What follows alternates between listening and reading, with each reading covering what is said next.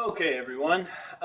This video is the second demo video, or you should have already watched the orthographic drawing demo video, and now we're going to show you how to take this week's practice from a drawing into three-dimensional sculpture. This is Design 2 or 3D design, so we're moving into sculpture. You did the practice drawing. And now you have the choice to either do wire sculpting or bamboo skewer sculpting. But before we do our big project, I still want you to practice with the material before we get into that. So we're going to do that by turning the stone that you drew into a small sculpture using, to practice the material. Okay, so this video is the one about wire. So let me go ahead and discuss that real quick. The wire that I have on the supply list is this kind of wire. It's called baling wire, colloquially, or rebar ties at Lowe's. I recommend it usually because it's kind of cheap, and a lot of people just already have it sitting around.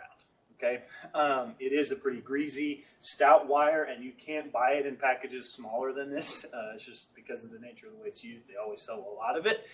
I did remember in demoing this that I've done this project many times with students, and one of the last times we did wire sculpture, we figured out that steel wire, galvanized wire that you can get at Hobby Lobby or again at Lowe's, can do this maybe even better for you guys than baling wire, but of course you have to go buy it.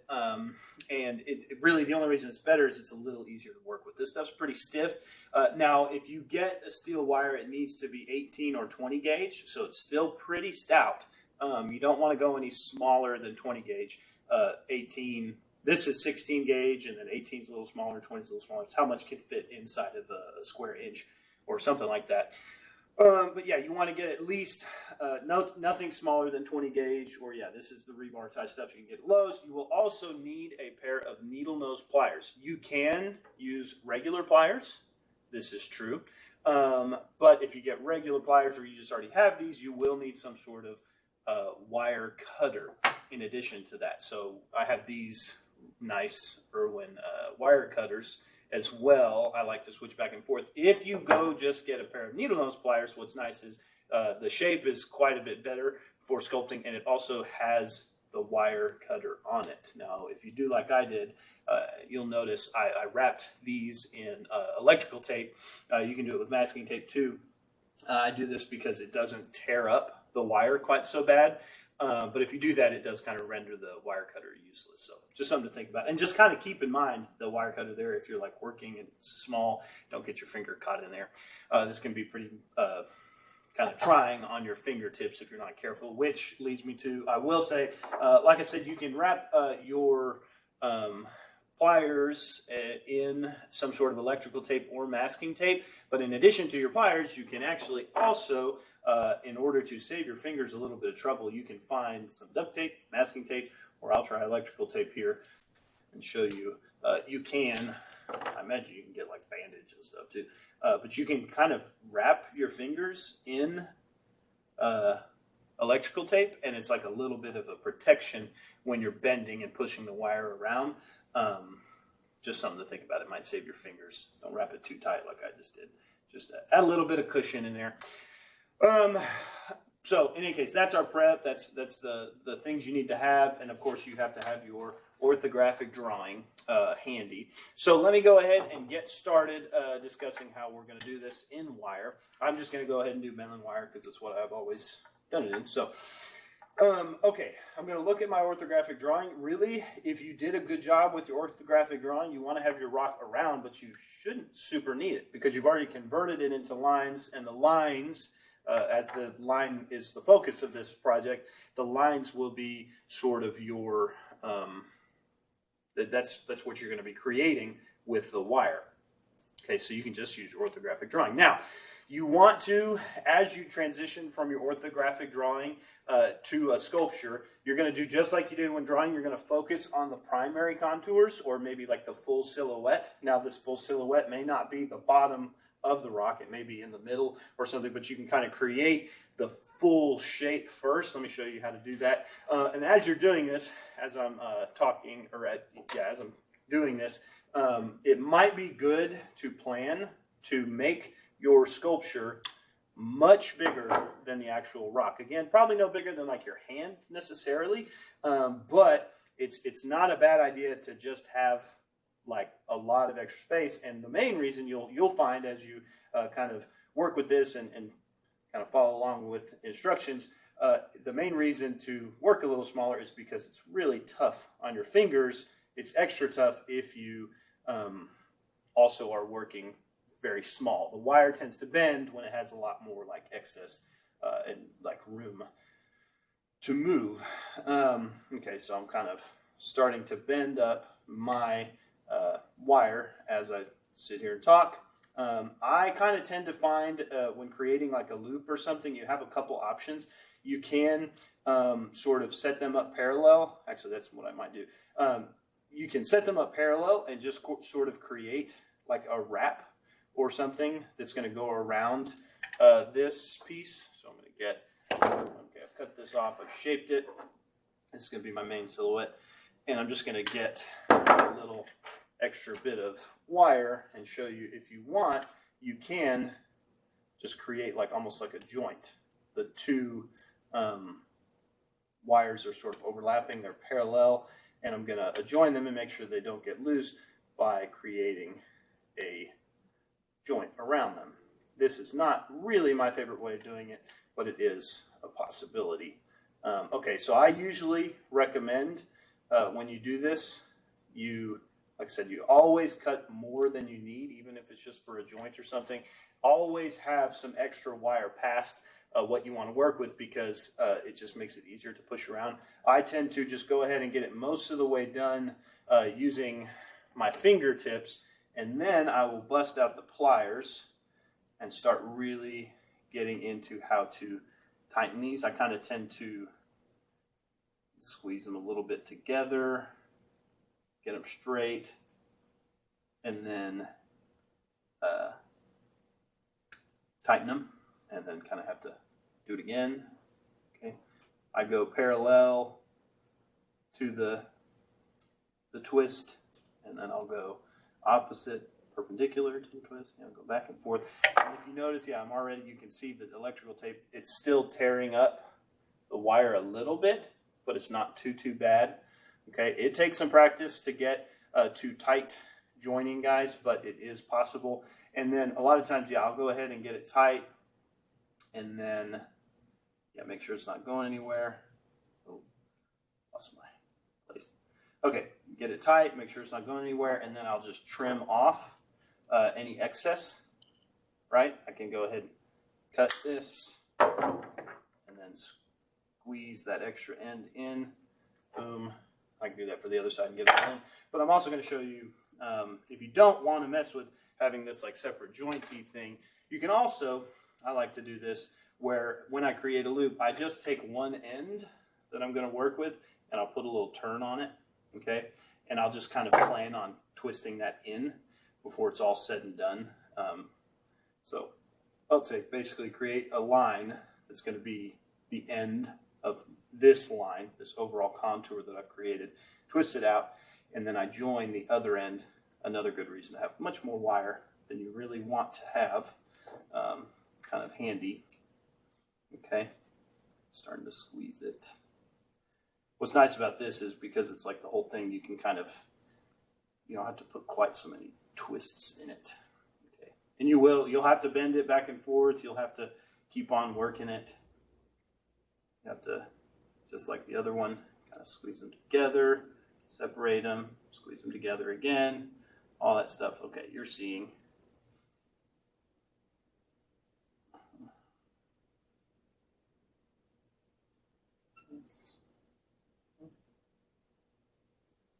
There we go.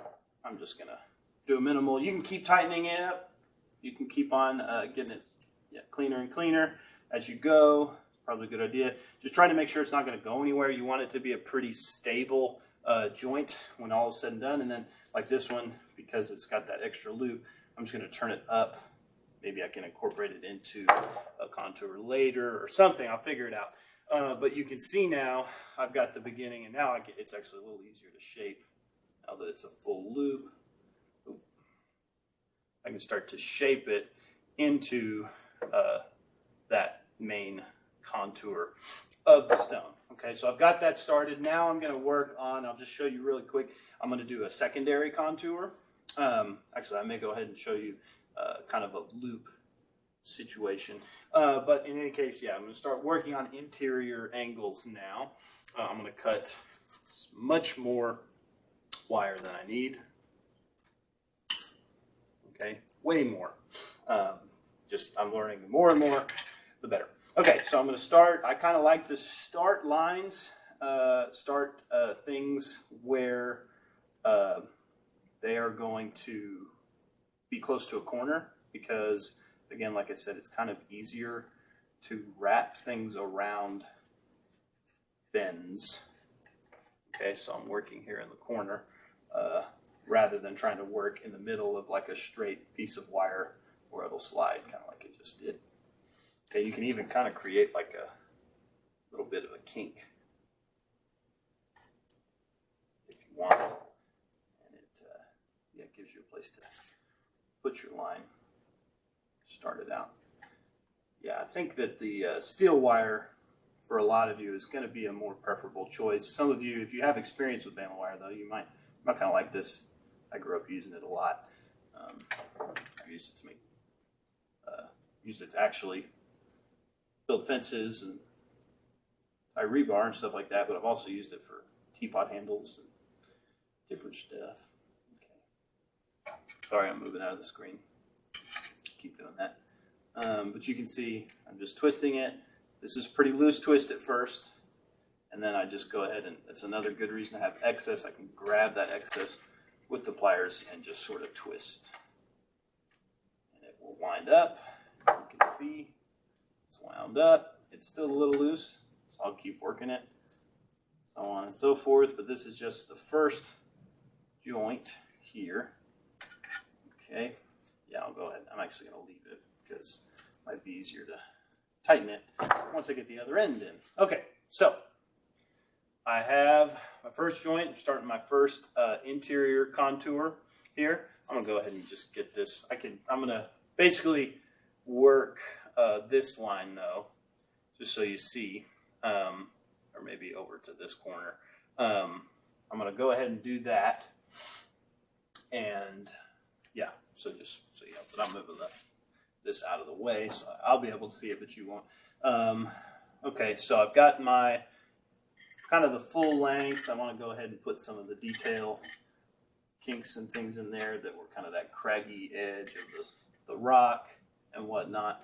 But for the most part, kind of working it in. I'm going to go ahead and cut it much longer than it needs to be, remember. Work it this way, and then I will come back around, and I'm going to join it right here. Yeah, just above that other corner. Quick.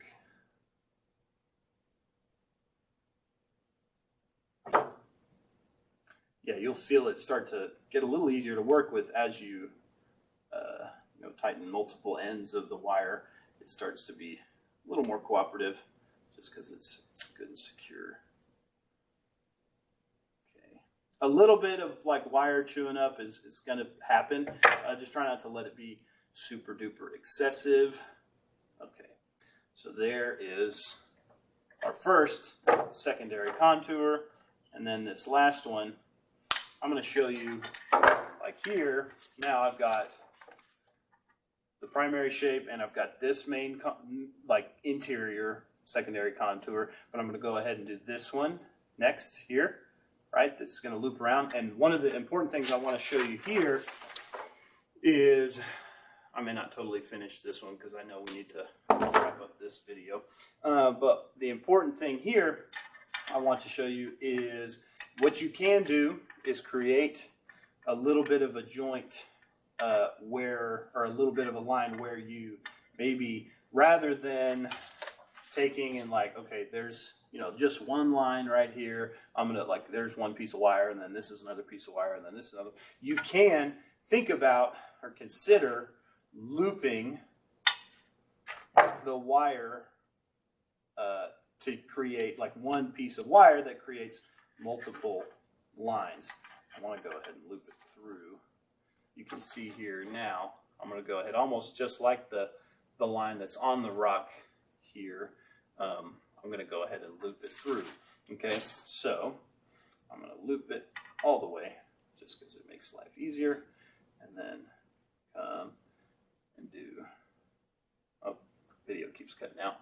Go ahead and come do this side. Okay, so now these I'm not going to take time to tighten them up because I need to wrap up this video. But you can see I've created multiple contours using one piece of line. I could go in there and tighten it up, clean it up, get nice and clean. And this is my Vanna White. Boom, this would be the finished wire sculpture. You can see this one I did way too small and it really wore out my fingers. It was pretty exhausting. But I got it done, and you can see kind of the important part is to remember that when you turn it at different angles, it has shape and size. It's not just, if I hold it like this, you know, maybe it'd be the silhouette, but if you turn yours sideways and it's just a flat piece of wire, that might mean you haven't quite got it all the way done. Remember, that's why we did the orthographic drawing, so you can see from every angle, it's got some different stuff happening, okay? That's what you want to happen by the time that you're done. Now, the bigger you go, the more detail you can get, and you know, you can have more interior, secondary contours, stuff like that. But yeah, and keep in mind, you'll be able to see through it, but that's okay. Just really think of it like each surface of the object, you know, is this set of lines. Here I've created a surface, the top. You know, I see the top here, but when I turn it to the front, like, or the left side, like looking at this, I guess this is the left side, you can see, you know, I've got the full shape. The top moves forward. It's not just the set of lines. In any case, I think you're getting it. This will be the second part of your practice for this unit, and then we will start the final next week. You can decide if you want to continue with wire, or maybe you want to play with bamboo a little bit after this, you know, if you're kind of worn out. But just think about it. Hopefully you got something out of this first practice with the wire. And you're going to upload a photo of this to a Canvas assignment that I still need to post. So, in any case, have fun. Thank you much. Oh, also, just look at these joints and think about clean, tight joints. They are chewed up, but really, yeah, kind of consider your joints. Make sure it doesn't move when you bounce it around or move it. It doesn't fold up on itself, stuff like that. Okay, that's it.